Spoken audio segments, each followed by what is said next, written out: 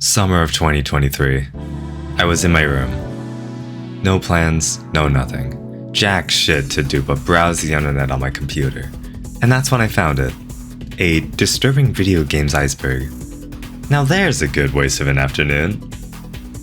I go from the top. All pretty standard stuff for the first few levels.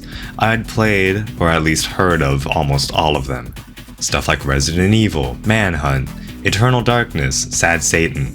The classics. And like a good iceberg should, each section after that got a lot more obscure quickly. Like looking at a few of the sections now, even though I've gone through this whole list, looking up everything there, I still only recognize a few by name once it gets to the bottom 3 tiers. Now, let me show you the bottom tier. All of these are here either because they're very obscure or very evil in some way. This is also how I learned about Garage Bad Dream Adventure. Cool game, really neat art style. Unrelated though. Anyway, what could the importance of this particular iceberg be? Specifically the bottom tier. You, Dustmania Grotesque. This game is not actually that good. It's a visual novel Guro game, and if you don't know, Guro is basically when you treat the anime lady in a not so nice way. So it's a game most people really would rather not play, meaning it caters to that specific niche. Well, about that, even people of that niche say that it sucks in that regard too. The story is short and undoubtedly mid, and the art is serviceable at best. Normal people hate it, Guro fans hate it. It's a universally bad game. The one praise I've heard of it is in its music. More of a backhanded compliment, saying that it is shitty electronic, but it's something so strange and loud that it actually matches well with the nature of what's happening. And oh, what's that? On the VNDB page, there's a list of composers. Is that to say that people made music for this game? Oh, now I just had to know what the music was. Down the rabbit hole I go, head first. After acquiring a copy of the game, I learn a few things. Firstly, I do like the music a lot. Enough to look up the soundtrack, which I find one result. This video. How fitting is it that it uses a shoe bill as the background image? Have I mentioned how much I love shoe bills? Anyway, I also learned the game was made by Belly-sama and translated by Necrosis. Alright, fair. Necrosis was a guy who made translations for games until 2010 when he stopped to focus on schooling. Simple open and shut case. Good for him. Belly-sama is a group who, as far as I can tell, only made this game. They originated from Morningstar, who makes a lot of other visual novels. Morningstar also was the originator of some other groups in the subject, whatever that means and however the logistics of that are. Morningstar originated from Ether Interline, which was created from a subsection of Wolf Team. Also, it used to be called Studio Jikinshitsu. Oh, and of course, Wolf Team's parent producer is Telenet Japan. They don't even exist anymore. What's the family tree for this looking like? Oh, yeah, thanks. That really clears everything up. So, from the shared artists, voice actors, music, and engine, clearly these groups are all one and the same. VNDB leaves a lot of context to be desired, and so I'm very out of the loop. I'm sure it's simpler than it seems, but it sure is funny to look at. The composers listed are Sentaro, Keishi Yonao, and Ryu Umemoto. As it would turn out, each of these are basically greats of early video game music in Japan. Allow me to give you a bit of info on them, just so you can have an idea of what they're about. In Sentaro's website, he has a little bio. He mentions how the last 40 years of life seems to have flashed before him. He claims to do pretty much any job related to game development, including illustrations, scenarios, programs, music, system design, direction, etc. The advantage is that it can be done without any holes. I'm not very good at this, but I hope you'll support me. Jack of all trades, but still quite humble about it. Keishi Yonao was very inspired by Earth, Wind, and Fire, and has a certain method of making music which essentially is just going off a vibe, winging it. Which I'm sure is pretty common with a lot of people who make music, but he mentions it explicitly. Someone fucking screaming outside.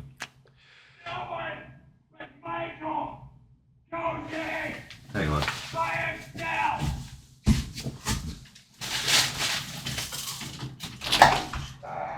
Shut the fuck up! Anyway, where was I? Right, he mentioned that in an interview about one of his more well-known contributions, the Asuka 120% series, and doing just that. Not having enough time to flesh it out, and going off what sounded fitting for the project. And then there's Ryu Umemoto. He has been compared to Yuzo Koshiro, the same man who worked on Streets of Rage, Shenmue, and made a song for Korone. The comparison makes sense as he was influenced by the man, as well as Yellow Magic Orchestra. More than just musical inspiration, he practiced Buddhism, and brought those teachings into his work, bringing a melodic meditative feeling to much of his music. Sentaro's first listed credit was in 1994 when he was about 21. Keishi Yonao's debut work was in 89 when he was 20, and Ryu Umemoto's first was in 92 when he was just 18. After some digging, I learned that this trio had worked together, and the songs referenced in the V&DB page were actually from an album they made. The group was called Spin Out, and the album was Toystrumental. Another round of internet searching later, and I found their official website. I found they hadn't updated it since 2020, and the last update was you. They released some of their music on Bandcamp all at the same time in June of 2020. Lucid Dream, Away, and of course, Toystrumental. Let's take a listen.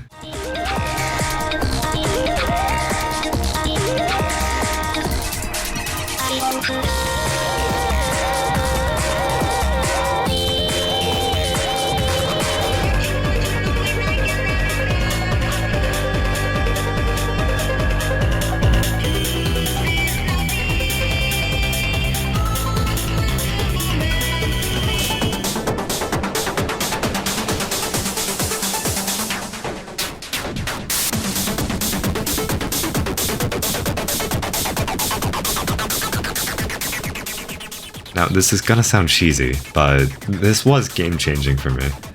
I love it. I'd been listening to the soundtrack from the YouTube upload a lot up to that point, so the jump in quality was night and day. Now, as much as I appreciate the Bandcamp release, I never did actually buy it through there. And that's because I was fortunate enough to get this. Somehow there's still sites selling this, and though I was nervous to buy it, I'll never regret my purchase. I've yapped about how much I like the album to this point, so I'll settle down for a bit and actually talk about what I love about it. For starters, I've always been a fan of some variety of electronic music. I grew up on things like Skrillex, Scratton, formerly known as DJ Pone 3, and various EDM glitch hop dubstep gaming mix of X year collections. And though I can understand the puke of music is loved for a good reason, there's always been something neat about the jank, the slop that slips past unknown.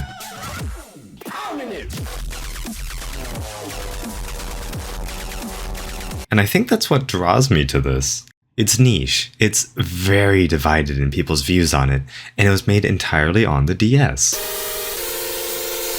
Did you know? Korg made music software for the Nintendo DS and 3DS, specifically the Korg DS10, MO1D, and DSM-12. This trio got together with the intention of using it to make the entire album, and future music, which I'll get to that, hence the name, Toy, Instrument, Toystrumental. They even played it live, which is still such a unique sight to see. Of course, I have my own favorites from the album. If you'd be so kind, allow me to gush over them for a moment. The vocals of Artifact.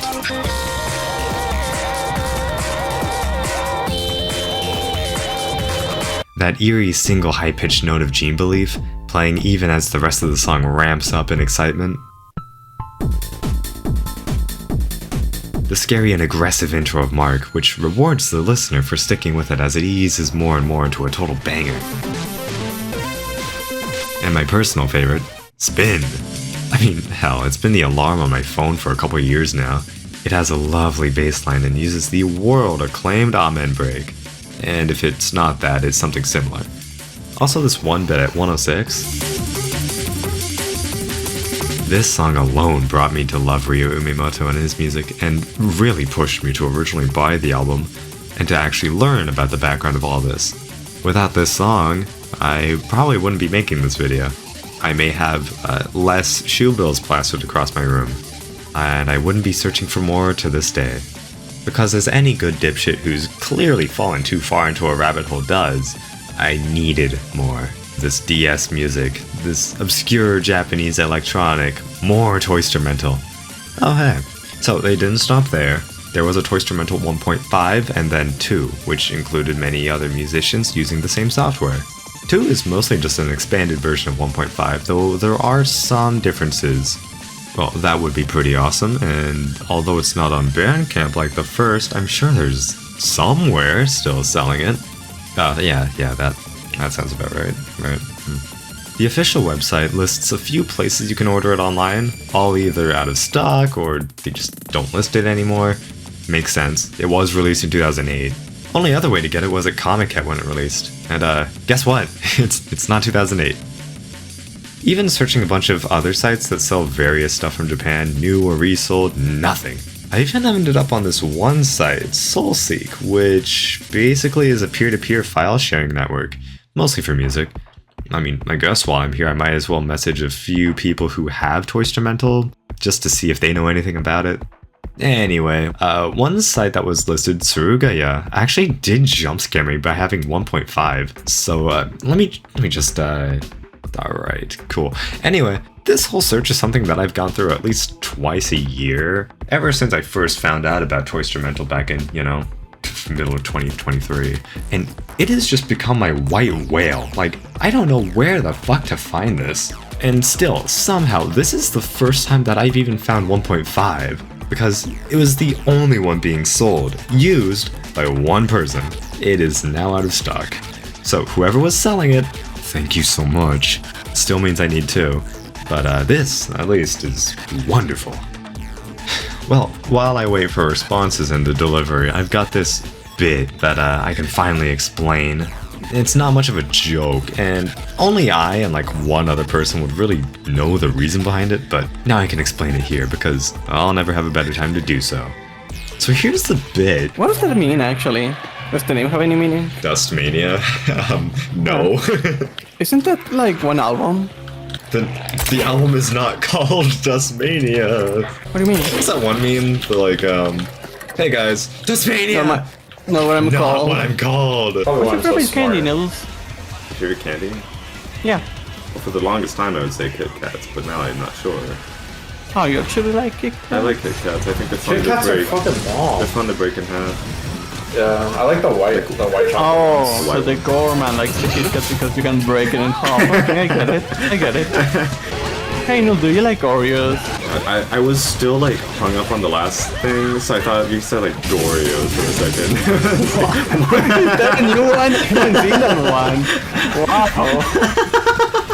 Yeah, fuck Belma. Yeah, and Belmo can get lost halfway through and like lose her glasses and get killed or something. Yeah, get gored. What? Oh, my glasses. Oh my glasses. Get gored. Right there's good. Me wouldn't head. Huh. You know, for a moment I was gonna say like, oh, I thought we were gonna see an execution. We did. Yeah, it's just Dustmania. That's the bit. It's always Dustmania. And the shoe bill is just, well, the soundtrack that was uploaded on YouTube. Dustmania's Toystrumental is shoe bills for me. They're all intertwined. You know, despite not having Toystrumental 2 this whole time, there's been a way to hear bits and pieces of it. Either through the preview uploaded alongside the site's announcement of it, the couple songs posted separately from it, or a bit more distance through just listening to what else the artists have made. At the end of the day, it's their styles that I want to hear. And hearing some of the other music can give me a glimpse into what 2 could be like. Like I could go over to the creator of my beloved spin, Ryu Umemoto. Like in 1994, there was Xenon, and 96 there was, a girl who chants love at the bound of this world. And in 2011, oh, wait, what's this? Oh my god, people actually responded to me? Holy shit. I am astonished that mere days after downloading this, I now have what I've been looking for many hours, off and on for years, simply downloaded onto my computer because someone who clearly knows more about finding things than me happened to know where to look. For now, I'll take it over to the Noodles live reaction because I wanted to make sure to capture that when the time did come. Okay. Okay. I this feels insane to have. So first of all, thank you so much, Red Book. I don't know where you got this. Within like 2 days of downloading Soulseek, suddenly now I have it downloaded on my computer. I'm looking at the files right now. It is surreal to be looking at this right now. There's the cover art for this fucking album that I've been hunting down. I know where I have to start. The idea is first this song, Amefurikaeru, if I remember it right. Because this song I actually know. This song is actually publicly available on like YouTube in multiple versions. And immediately after, the Ryu Umemoto song that's on here, 2.4. So let's take a listen.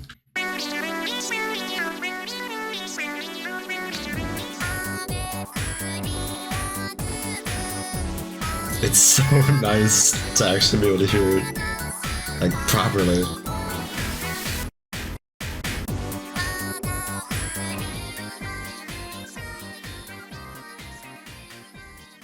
Jesus Christ. Oh, this is the song that I would listen to just like while trying to find anything else about this damn album, right? Just, it's like this is the one like peeks into the album that I got, right? Okay.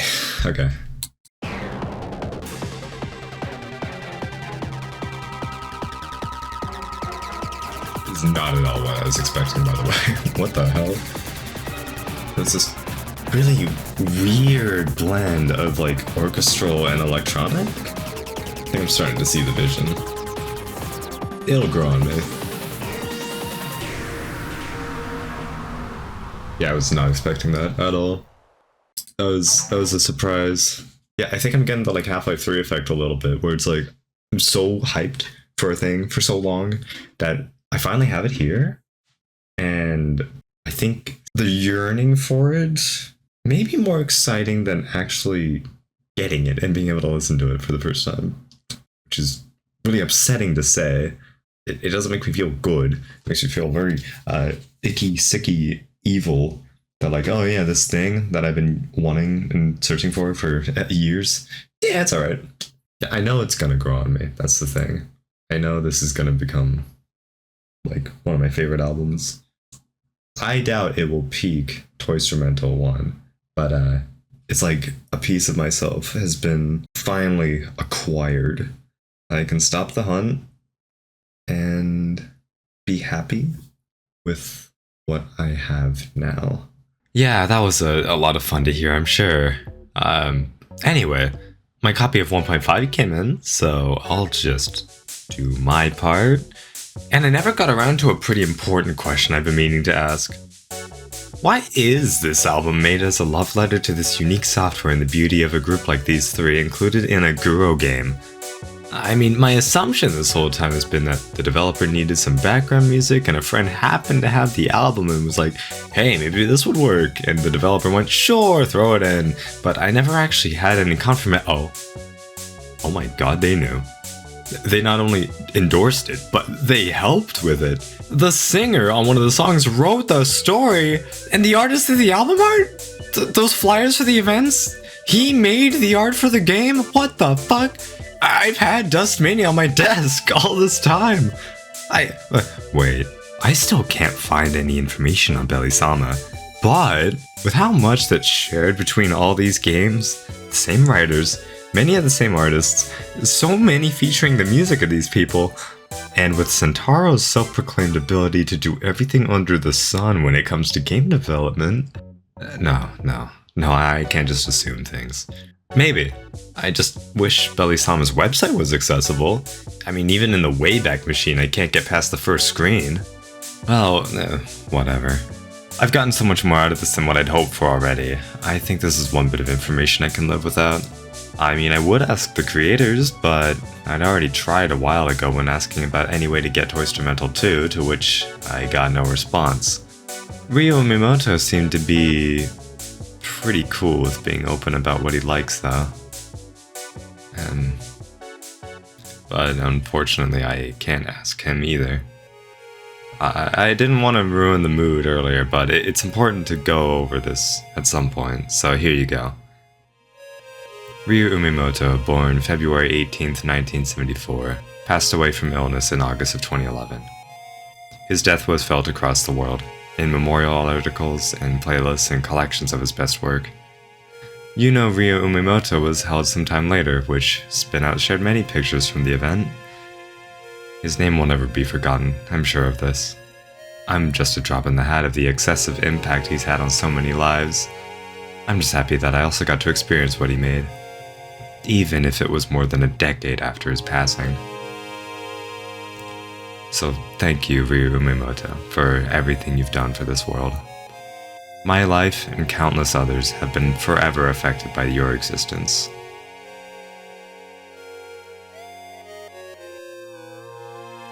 As well as Keishi Yonao and Sentaro, and the people behind Billy Sama to an extent. And I suppose the person who made that iceberg in the first place, huh? Wherever they are. That's really all I had left to say. If you stuck around this long, I sincerely appreciate it. There will be more videos in the future though, I'm not sure when that'll be. I always did struggle with deadlines after all. And I'll see you whenever that is. Have a good day.